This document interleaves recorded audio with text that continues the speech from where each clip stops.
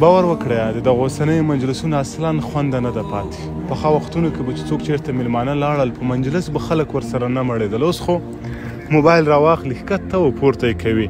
د میلمه قدر نشته دی. ټول به په موبایلونو کې مصروفه وي.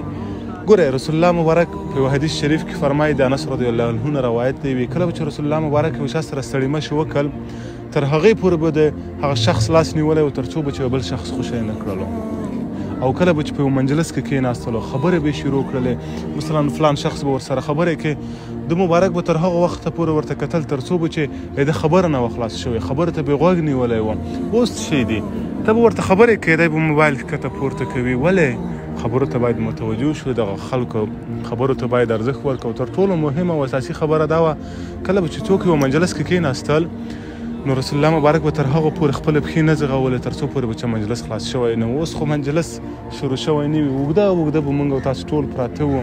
اصلا دغه مجلس کولو په آدابو باندې ولاکه زیاتره پوهېږي.